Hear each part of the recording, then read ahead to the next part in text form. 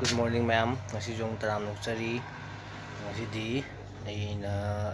hingon gi pochai kha tawige. Do makatabi energy hingo pochai tawige ko. Kobi do tha da ba. Adu gi tawge tawge. Kajang thong jong ti yai. Kay ra ba. Ha. Kajang no. Kobi.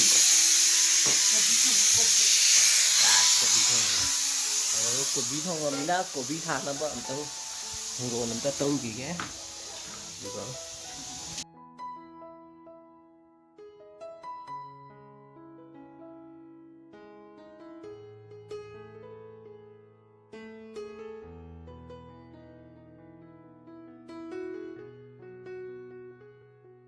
tôi thì thấu tao đi tôi không mà có chỉ có hành tao lên mẹ ai dùng nó sân bìa rồi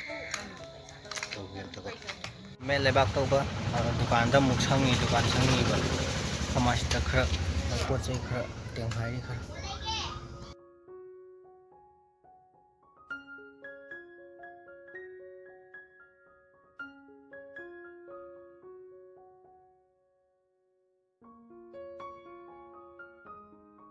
खमासी कोबी थाजलिनी को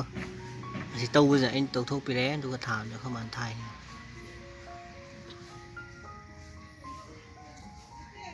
Kobi do kai đấy mà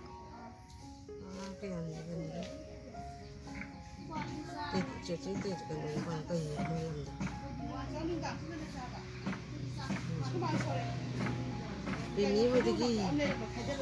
yang mau jadi masih thai itu kobi thai yang kan chứ để anh lấy tàu thu pin luôn rồi mình mà tiếng người ta ngay là xin mà tiếng gì nữa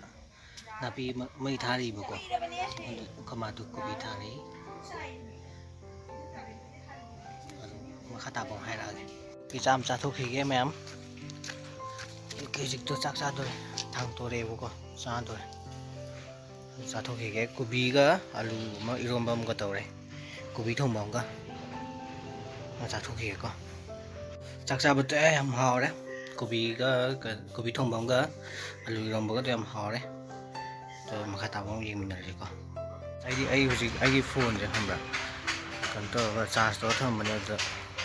off sẽ hàng một số nhà rồi bạn rồi ai đi nhà rồi cho anh bác rồi mình được xin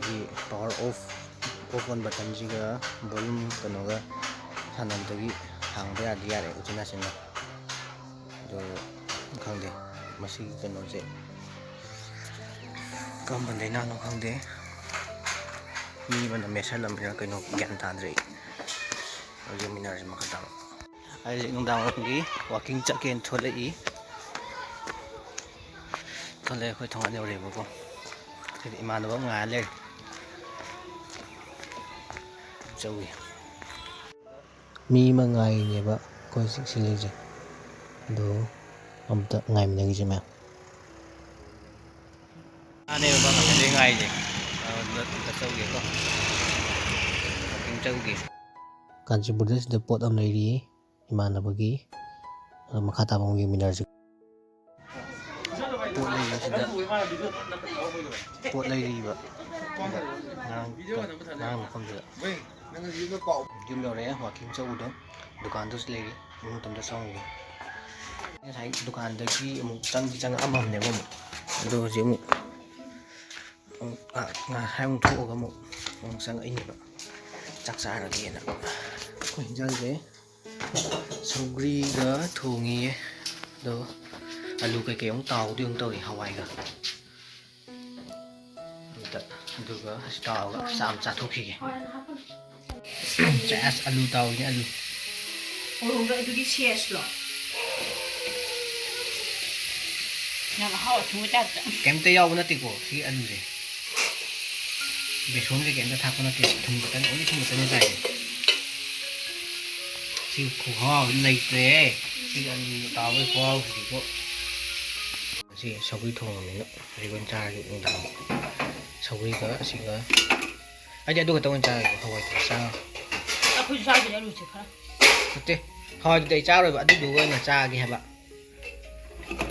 nuôi chủ con là hầu rồi làm cái gì nữa cái lạ nữa cái tàu ăn rồi hawai tao ku tao Tapak ini bunga, mai juga tapak ya ini. Kau nak pinjam apa? Boleh lah kau. Tapak ni?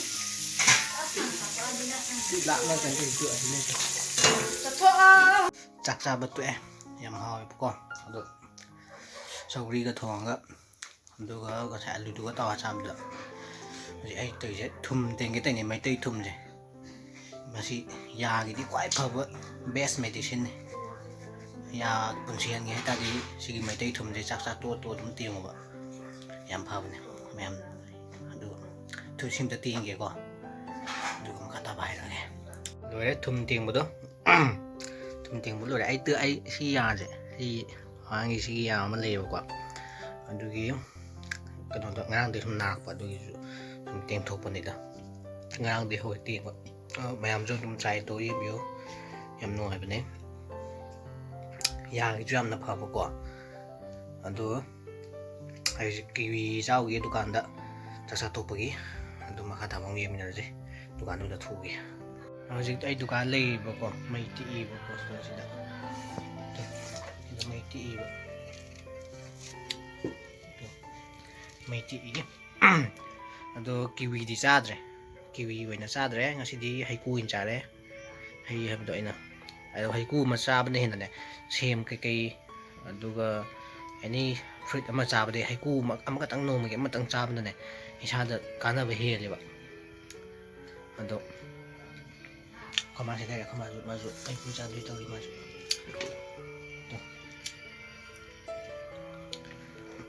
amda sagi si dukan thu to imung changi bako imung da changi ado ai video je ma'am nungai biragadi like tabo ko biramo comment bibiramo masung subscribe to biramo ma'am ado ai tumagi to ne good night bye bye